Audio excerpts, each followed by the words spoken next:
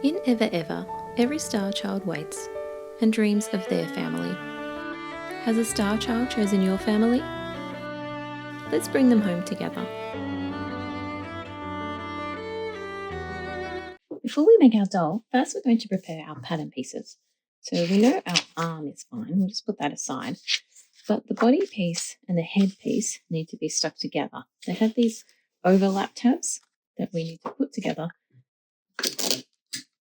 So I'm just taking some tape and I'm lining up the bottom edge of this piece with the line on the second tab here. So I've got tabs C and D together, and I'm making sure they are straight on that line. And then I'm just sticky taping them together.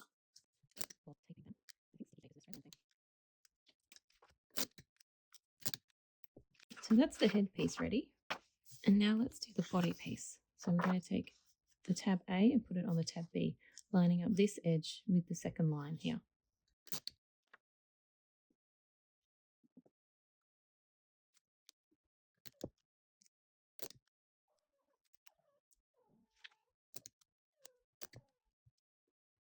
Okay, now I have all of my pieces ready.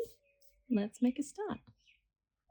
Now we need to trace around our head. So to do this, you can use an EverEver pen or a good old-fashioned pencil. And our head piece here, it needs to be sitting on the fold of the fabric. So that means we have two pieces of fabric and this is folded. Just line it up on the edge from the bottom and the top. I need to have a little bit more gap here because my fabric is uneven. Now I'm going to trace around this. And as I see this dot here, I'm just going to mark it underneath. That's where I need to start sewing from. We leave this section open. So this line that I'm drawing now, this is the line that we're going to sew on. So when I cut it out in a second, I'm going to leave a bit of an allowance around this.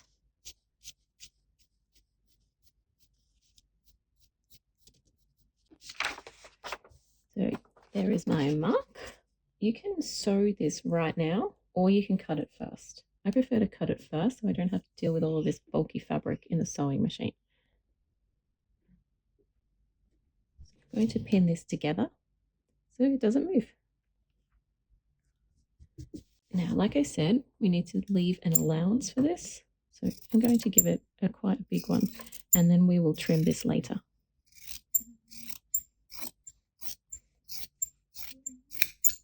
So we marked our starting position on our head piece. So we're just going to follow this curved line right down to the bottom. So remember, we're sewing on the line that we drew here.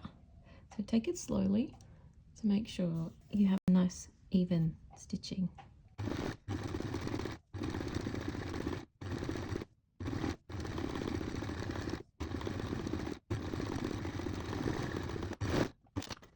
We just want to trim this seam allowance a little closer to the stitching. We don't need all this bulky fabric back here. So this is about 1/4 inch or 1/2 centimeter that I'm adding here.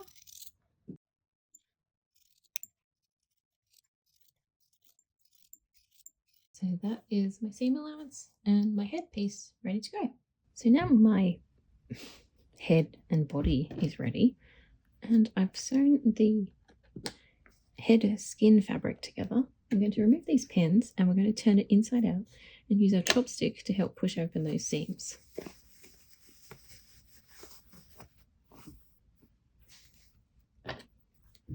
So that just means to push the chopstick up against the stitching.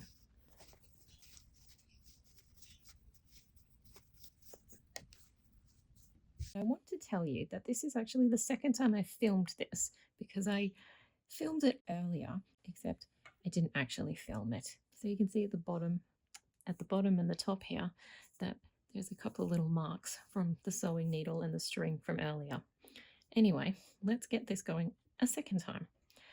So obviously the seam needs to run along the back of the head. So have a look where you put your mark of your nose.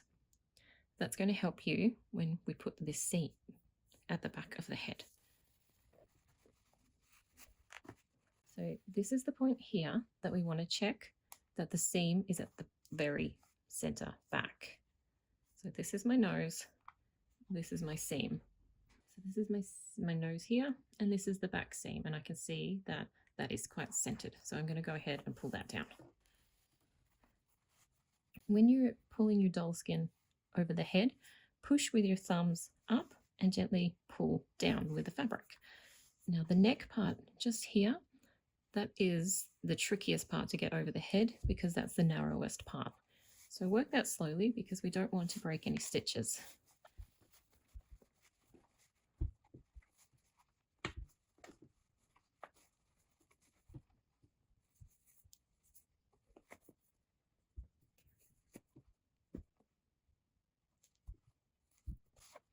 I'm just gently pulling this down and just giving the wool a little push underneath. So I'm not going to be doing too much stuffing at this point until we get our thread ready. Okay, so when all of that looks smooth, we're ready for the next part. So I've tied another length of craft thread onto my needle, and I'm going to attach at the back here, and we're going to create a running stitch. Now we want to get as close to this edge as possible.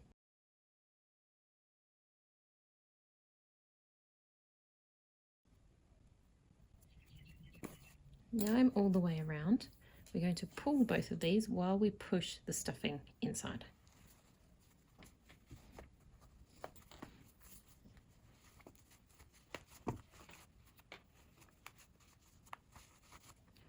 Okay, so there is the gap. Now I'm just going to take a moment because I need to hold this in between my knees so I can tie this knot. Okay, so this is after I've tied the knot. You can see that I still have a gap here. So to reduce this, we're going to ladder stitch across the section and across this section to try to close this gap here. So to do that, we just grab a little bit of fabric from the other side and we just close it like this.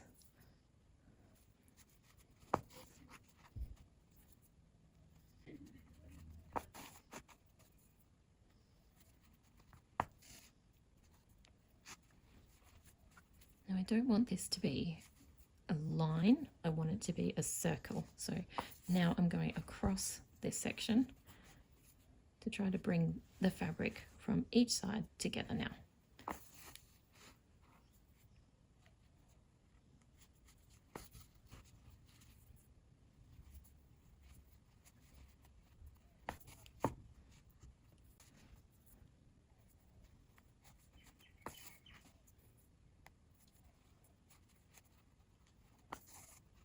Okay, so that's all closed up here. I'm going to secure this knot and bury the end, and I'll bury that end as well.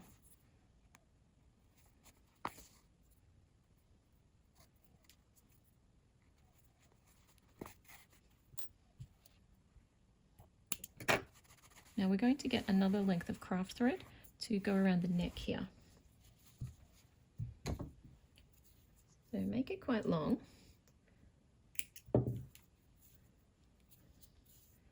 So we're going to anchor it on our non-dominant hand again. Wrap and the indent of the neck here, you can feel where the neck is because it's quite soft there still. And as you wrap, each time you wrap, you pull it tighter.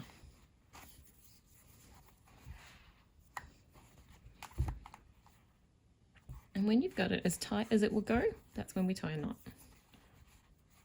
I'm just trying to move the string so the knot will position at the back of the head.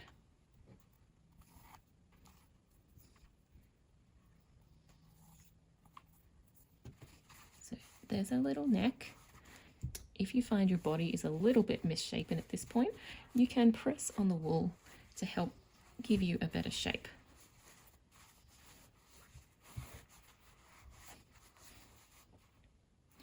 Okay, now we're going to bury these threads as well. And where the knot is, as close as you can get to the knot, and we want this to go into the body, not the head.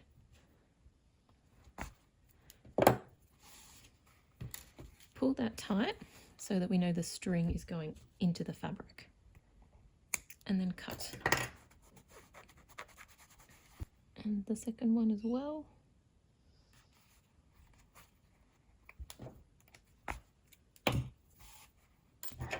Again, pull that tight before you cut.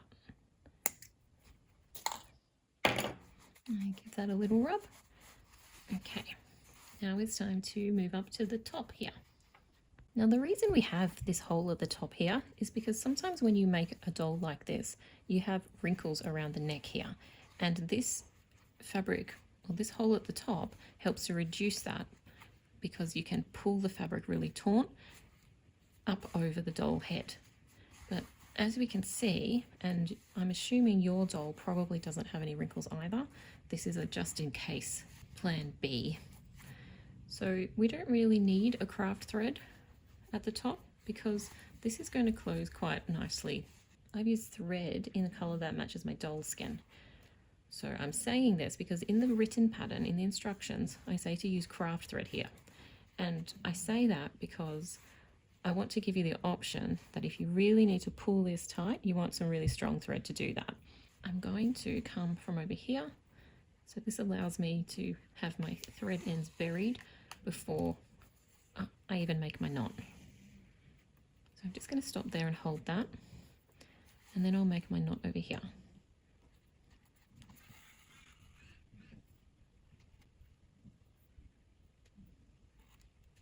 Now I can come and just cut these threads close to the skin. So just like before, we're going to create a running stitch around this opening.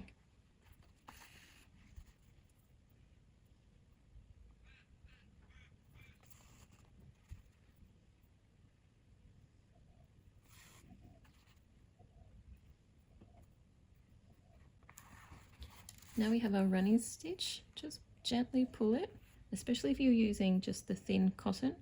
You don't want to pull too tightly and break the thread.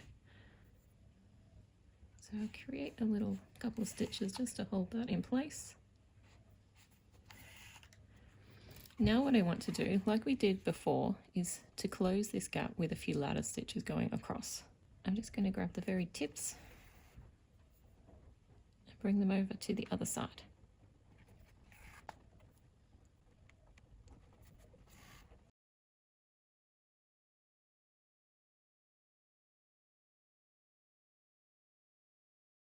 So our goal with these stitches is to try to make them look smooth from the top, obviously, and also from the front.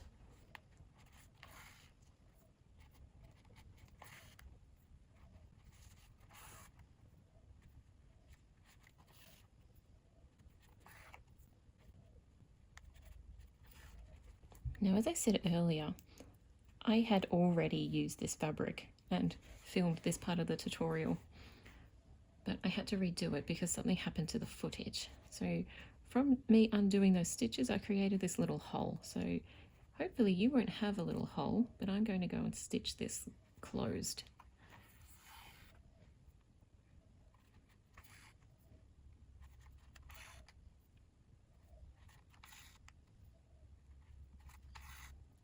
Okay, so this is my head piece from the top, and from the front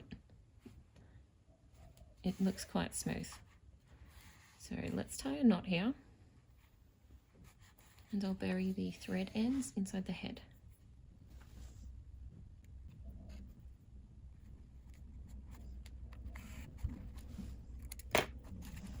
Okay, now we have head and a little body piece. Now I'm just going to measure this again so you can see what that body looks like. So our widest part is probably this tummy here. So if I could measure straight, I have 11 inches or 28 centimeters. Thank you for watching, and if you found this video helpful, show your support by giving it a like. And if you'd like to stay updated with all of my new tutorials, please subscribe.